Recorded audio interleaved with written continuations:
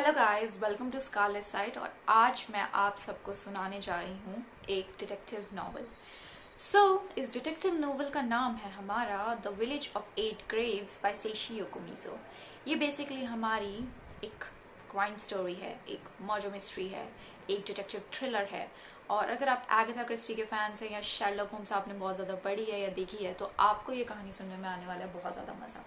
So this is one of the Japanese classical detective novels जिसको बहुत ज़्यादा अच्छा माना जाता है। एंड ये कोसो के किंडाइची सीरीज़ का पार्ट थी जो उस टाइम पे लिखी गई थी बाय सेशी योकोमिजो। इसकी ट्रांसलेशन आपको इंग्लिश में मिल जाएगी। And this is the part 1 and that is prologue of this novel that I am going to tell you today. इसकी कहानी मैं सुनाऊंगी आज आपको। एंड होता क्या है, ये जो पूरी कहानी है ये the village of eight grave से जुड़ी हुई है। ये जापान के तोतोरी और ओकायामा प्रेफेक्चर के बीच में बसा हुआ एक छोटा सा गांव था जिसके अंदर बहुत ही ज़्यादा मामूली लोग रहते थे जिनका मेन काम था या तो वो बहुत ज़्यादा ग्रीनरी नहीं थी वहाँ, तो वो फार्मर्स ही थे। बहुत ज़्यादा पैचेस ऑफ लैंड भी नहीं थी वहाँ जो फर्टाइल हो, तो फार्मर्स थे जो कुछ फार्मिंग करते थे। कुछ कैटल हर्डर्स थे जो भेड़ बकरी चराते थे, गाय पालन वगैरह करते थे, उन सब से अपना पैसा कमाते थे। या फिर चारकोल मेकर्स थे, तो क्योंकि वो पहाड़ी इलाका था तो वहाँ लकड़ियाँ बहुत थी, तो वो पेड़ काटते थे, उन लकड़ियों को जलाते थे और उसका कोयला बना के बेच देते थे और वो उससे अपना वो चला रहे थे। तो बेसिकली अब इस विलेज में क्या होता है, ये बहुत मामूली विलेज था एज आई सेड। तो यहाँ दो मेन हाउसेस होते हैं उस टाइम पे, and that is the house of east and the house of west. तो जो हमारा हाउस ऑफ ईस्ट होता है ये basically Tajimi family house of east की ओनर थी। एंड हाउस ऑफ वेस्ट जो होता है हमारा, वो हमारा नोमुरा क्लैन का बेसिकली उसकी ओनरशिप थी। तो ये दो मेन हाउसेस थे जो इस पूरे गांव में थे। अब इस पूरे विलेज का नाम the village of eight graves क्यों पड़ा, ये सब जानने के लिए हम जाना पड़ेगा 400 साल पहले। तो जब 6 जुलाई 1566 का डे था, तब बेसिकली जापान की हालत कुछ इंडिया के जैसी थी कि अलग अलग राजा हैं और अलग अलग रीजन्स बटे हुए हैं। तो उस टाइम पे क्या था कि दो मेन क्लैन्स थे, अमागो क्लैन एंड मोरी क्लैन। अब इन दोनों के बीच में चल रही थी लड़ाई। तो अब क्या होता है, तब समुराइज होते थे, तो जो अमागो क्लैन था उसने डिफीट मतलब अपनी हार मान ली थी और मोरी क्लैन ने सुकियामा कासल को जीत लिया था। बट क्या होता है कि जो अमागो क्लैन में से क्लैन के लीडर्स का एक कोई सबॉर्डिनेट होता है जो उन्हीं के समुराइज में था, बट वो हार नहीं मानता है। उसको लगता है कि नहीं, मैं अभी हारा नहीं, मैं अभी जिंदा हूँ तो मैं अभी नहीं हारा हूँ। सो वो क्या करता है कि वो अपने 7 अंडरलिंग्स को लेता है उस कासल से। इससे पहले कि उसे कोई मार दे, वो उस कासल से 3000 सोने के सिक्के या टाइल्स, बेसिकली जो वहाँ की करेंसी थी वो टाइल्स थी, 3000 टाइल्स को वहाँ से उठाता है, अपने 7 अंडरलिंग्स के साथ भाग जाता है रातों रात। एंड व्हाट हैपन्स दैट कि वो भागते भागते पहुँच जाता है इस विलेज में। तब तक ये बहुत मामूली विलेज था। अब उनको बेसिकली पता होता है कि ये लोग कौन हैं, बट वो फिर भी उनका स्वागत करते हैं, उनको रहने देते हैं, उनको खाने वाने का दे देते हैं। एज सच कोई प्रॉब्लम नहीं होती है विलेजर्स को कि इन बाहर से आए हुए लोग हैं, उनको कोई प्रॉब्लम नहीं होती है। फिर क्या होता है कि जब मोरी क्लैन के लोगों को पता चलता है कि इतना सोना लेके ये लोग भाग गए हैं, तो वो बेसिकली उनके, और वो अमागो क्लैन से रिलेटेड हैं और वो अपने आप को रिवाइव करके दोबारा हम पे अटैक कर सकते हैं बिकॉज दुश्मन अभी पूरी तरह ख़त्म नहीं हुआ है।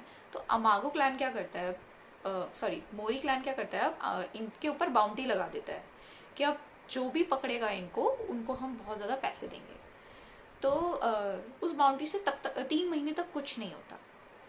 3 महीने बाद तक, क्योंकि खबर फैल चुकी थी, तो इस रिमोट विलेज तक भी पहुंच चुकी थी खबर कि ये लोग जो आए हैं ये बेसिकली 3000 सोने के 3000 गोल्ड कॉइन्स के साथ या टाइल्स के साथ आए हैं हमारे विलेज के अंदर, और इनके सर पे बाउंटी है जिसका प्राइस डबल कर दिया गया था ओवर द 3 मंथ्स।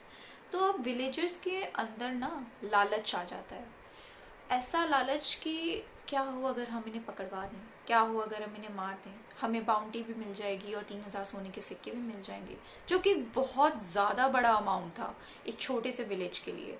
सो वो सब आपस में डिसाइड करते हैं, कुछ कन्फ्यूजन में होते हैं कि हमें इस चीज़ को सपोर्ट करना चाहिए या नहीं करना चाहिए, बट बहुत ज़्यादा इन सब कन्फ्यूजन्स के बाद वो डिसाइड करते हैं और एक दिन पहुंच जाते हैं उनके हट पे, जहाँ पे वो आठों रहते थे।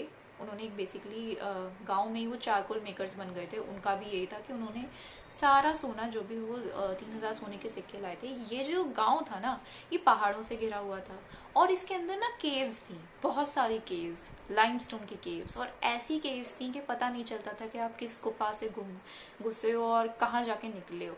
तो इन्हीं केव्स के बीच में इन्होंने अपना सोना और अपने वेपन्स को छुपा दिया था, जब उन्हें लगा था कि ये विलेज हमारे लिए एक ठहरने का ठिकाना बन सकता है कुछ टाइम के लिए, हम यहाँ पे रह पाएंगे जब तक हम अपने आप को रिवाइव करने के लिए इतने स्टेबल ना हो जाएं, जब तक हम थोड़ा सा अपना इन्फ्लुएंस ना बढ़ा लें, लोग ना इकट्ठा कर लें, तब तक ये लोग यहीं रहने वाले थे। ये इनका प्लान था बेसिकली।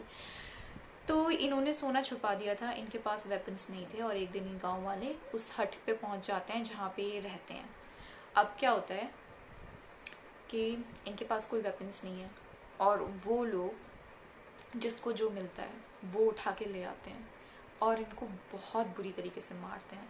बेसिकली इनके सारे पार्ट्स कट कर देते हैं। मतलब किसी भी बंदे को अगर तुम देखोगे ना, मतलब कोई भी बंदा अगर उस मौत को देखता तो कहता कि बहुत ही बुरी मौत मारा गया है सभी को, वो जो 8 लोग थे उनको।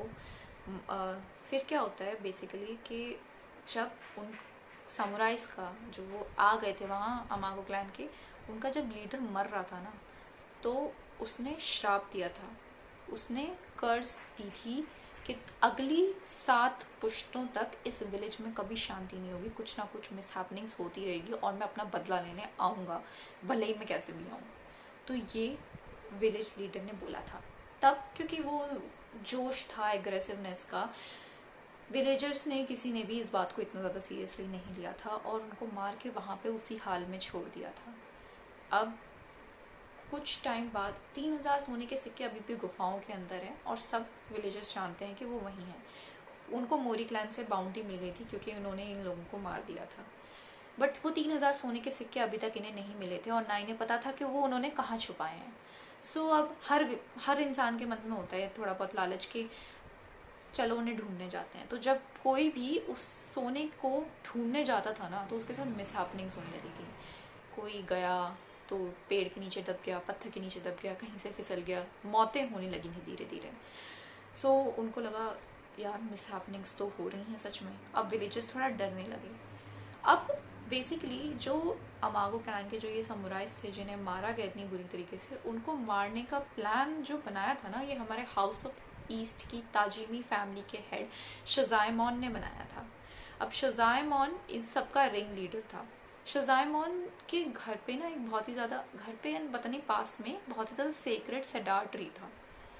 एक दिन बहुत तेज़ बिजली कड़कती है और वो पेड़ इतना बड़ा था, इतना स्ट्रॉन्ग था, और वो गिर जाता है एंड सब विलेजर्स में अफवाह फैल जाती है कि ये हुआ है उनकी कर्ज की वजह से। अब शजाइमॉन डरने लगता है, तो वो उसके अंदर ना वो सब देख के वो भी थोड़ा सा सुपरस्टिशियस हो जाता है और उसको ना डर लगता है कि ये क्या हो गया, ये पेड़ इतने टाइम से यहाँ पे खड़ा था, ऐसा कैसे हो गया। उसके मन में वो बात इतनी अंदर तक सदमा बिठा देती है कि वो अपनी तलवार निकालता है एंड उसके फैमिली मेम्बर्स को वो मार देता है, कुछ विलेजर्स के लोगों को मार देता है, और उसके बाद वो पहाड़ों में जाता है एंड पहाड़ों में से गुफाओं का रास्ता था, गुफाओं कहीं तो जाता है वो, और वहाँ पे जाके पता चलता है कि उसने अपने आप को भी मार लिया है। ठीक है, तो टोटल जो उस दिन मरे थे लोग, इंक्लूडिंग शजाइमॉन ताजिमी, वो 8 लोग थे। तो अब विलेजर्स को लगता है 8 लोग मरे हैं, ओ हमने 8 को मारा तो इसलिए 8 लोग मरे हैं। सो उनके मन में ना कहीं वो बात आ जाती है। तो फिर सारे विलेजर्स जाते हैं और जहाँ उन्होंने उन लोगों को मारा था वहाँ पे उनको जिस हाल में छोड़ा था, उन सब के लिए प्रॉपर ब्यूरियल या फ्यूनरल नहीं करा था। अब वो उन सब की बॉडी को प्रॉपर फ्यूनरल देते हैं, उसकी पूजा वगैरह जो भी उनके रिलीजन में होता है उन सब के रिचुअल्स को परफॉर्म करते हैं। एक श्राइन बनवाते हैं उसका, जहाँ पे उनकी बॉडीज़ को वो दफनाते हैं, उसका एक श्राइन बना देते हैं। एंड ये कर्स की टेल पीढ़ी पर पीढ़ी दर पीढ़ी जारी थी। अब रिसेंट में केस होता है, किसी को नहीं लगा था that the history will repeat itself, but हमारी कहानी यहाँ नहीं रुकी है। सो अब ताजिमी फैमिली थोड़ा ज़्यादा पावर में है और जो हाउस ऑफ वेस्ट है वो थोड़ा लो लेवल पे आ गया है, ठीक है। तो हाउस ऑफ ईस्ट जो हमारा ताजिमी फैमिली है उसका जो हायर है, जो सब देखता है, जो लीडर है, अब वो है हमारा योजो ताजिमी। योजो ताजिमी की एक वाइफ थी, उसके 2 बच्चे थे एंड उसके मतलब वो ऑर्फन था बचपन से, उसके माँ बाप नहीं थे, तो उसकी 2 आंट्स ने उसको पाला था। तो ये 6 लोग ताजिमी फैमिली के एस्टेट में रहते थे और ये काफ़ी वेल्दी लोग थे।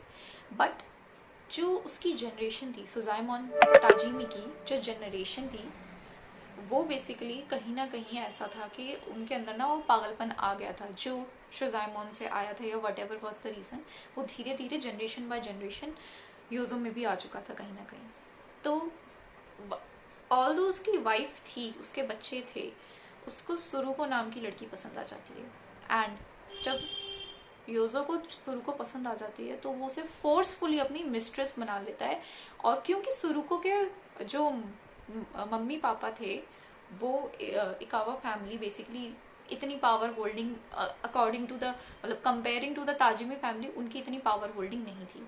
तो वो भी अपनी बेटी को भेज देते हैं और उसको समझा देते हैं कि नहीं, अब तुम्हें इसके साथ रहना पड़ेगा बिकॉज हम कुछ नहीं कर सकते हैं। सो सुरुको को भी उनके साथ रहना पड़ता है। बट सुरुको का बेसिकली उसको कोई शौक नहीं था इसके साथ, योजो के साथ रहने का, क्योंकि एक तो योजो पागल था, ऑब्सेस्ड था सुरुको के साथ, प्लस सुरुको को किसी और से प्यार था। कामे एक स्कूल टीचर था जिसको सुरुको पसंद करती थी और उसी के साथ अपना जीवन बिताना चाहती थी। तो योजो अलग अलग तरीकों से सुरुको को टॉर्चर करता था और इसी वजह से सुरुको कभी ना कभी भाग जाती थी। कभी 3-4 दिन भाग गई, अपने घर चली गई, फिर योजो पागल हो जाता था। जब भी वो भागती थी तो योजो पागल हो जाता था और वो अपना गुस्सा ना विलेजर्स के ऊपर निकालने लगता था। जब ऐसा होता था तो सुरुको को समझा बुझाकर वो वापस ताजिमी एस्टेट में भेज देते थे। अब सुरुको प्रेग्नेंट हो जाती है एंड सुरुको का एक बेबी होता है जिसका नाम वो तात्सुए रख देते हैं। तो जब उसका बेबी होता है तो विलेजर्स के अंदर ना र्यूमर्स आ जाते हैं कि इसका चक्कर चल रहा था कामे के साथ, तो ये योजो का बच्चा नहीं है, ये शायद वो स्कूल टीचर का बच्चा है और ये लड़की शायद उससे अभी भी मिलती है। जब ये र्यूमर्स सारे विलेजर्स में फैलने लगते हैं तो ये योजो के कान तक भी पहुंचते हैं। जब योजो ये बात सुनता है तो एक तो वो थोड़ा पागल है, उसकी सारी हदें क्रॉस हो जाती हैं। वो गुस्से में तमतमाता हुआ अपने घर आता है, बर्निंग थॉन्ग्स लेता है और वो तात्सुए जो बेबी था, जिसको जस्ट 1 साल का भी, कुछ महीने का भी नहीं था, उसके थाइस को बर्निंग थॉन्ग्स के साथ जला देता है। एंड पहले तो सुरुको रोने लगती है एंड वो उसको लगता है कि ये क्या कर रहा है, ये मार देगा हमें, ये मार देगा। सुरुको बहुत ज़्यादा डर जाती है एंड वो लिटरली सुरुको को मारने लगता है। जब वो सुरुको को मारना शुरू करता है ना तो उसे लगता है कि ये नहीं रुकेगा, ये सच में पागल हो गया है। तो वो तात्सुए को उठाती है और वो भाग जाती है। वो भाग जाती है और वो अपने घर नहीं जाती, कहीं नहीं जाती, विलेज में किसी भी दोस्त को नहीं, किसी के दोस्त के पास नहीं जाती, वो कहीं चली जाती है, वो गायब हो जाती है, वो मिलती ही नहीं है। फिर योजो को लगा था कि वो ऐसा पहले भी कर चुकी है, वो 3-4 दिन जाएगी और फिर शायद वो वापस आ जाएगी, जब वो आएगी तो मैं उसका वो हश्र करूँगा ना। योजो उस गुस्से में इतना कंज्यूम हो चुका था। बट काफ़ी टाइम तक जब सुरुको नहीं लौट के आती है, उसका ऑब्सेशन उसके ऊपर पूरा हावी हो चुका होता है और वो विलेजर्स के ऊपर भी गुस्सा निकालता था। उससे कोई फ़र्क नहीं पड़ता क्योंकि विलेजर्स को भी नहीं पता है कि अब सुरुको कहाँ भाग के गई है, तो वो उसे कैसे लौटा सकते थे। सो एक दिन ऐसे ही गुस्से में योजो के सामने एक हंटिंग राइफल पड़ी होती है। वो उस हंटिंग राइफल को उठाता है एंड सबसे पहले वो अपनी फैमिली में जो उसकी बीवी थी उसको मार देता है। उसी के बच्चों के सामने वो अपनी बीवी को मार देता है। वो इतना गुस्से में होता है कि वो हर विलेजर के घर में जाता है और एक एक करके सबको मारता जाता है। कुछ न्यूली वेड्स थे, कुछ लोग, कुछ और, मतलब वो सबको मारता चला जाता है। एंड उसके बाद वो वापस पहाड़ों में भाग जाता है, जैसे शुजाइम ताजी में अपने टाइम पे भाग के गया था। एंड बाद में जब पुलिस अगले दिन आती है, वो उस गांव का मंजर देखती है। हर घर में कोई ना कोई इंजर्ड है, कोई ना कोई मरा हुआ है, किसी ना किसी पे योजो का पागलपन बरसा है। एंड अब उन्हें वो कर्स याद आती है। उस दिन जितने लोग मरे थे वो अराउंड 32 थे। एंड 32 लोग after 400 years, which is like 8 for like each generation। तो अब इतनी 4 जनरेशन का बदला एक टाइम पे ले लिया, तो उनको सच में बिलीव हो जाता है कि 7 पुश्तों तक ये चलेगा। सो अब अगर कोई भी जनरेशन बची है ताजिमी क्लैन की, तो हो सकता है कि उस विलेज को अभी भी उस कर्ज का भुगतान करना पड़े और उन इनोसेंट लोगों को उस सब में इन्वॉल्व होना पड़े, because this village is cursed. And उस चीज़ को इतना बिलीव करने लगते हैं विलेजर्स कि उनके अंदर खौफ का माहौल बढ़ जाता है।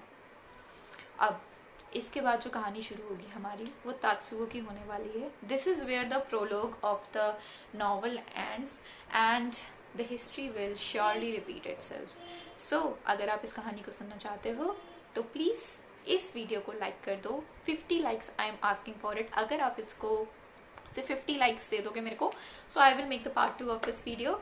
That's it for today's video. Thank you for watching.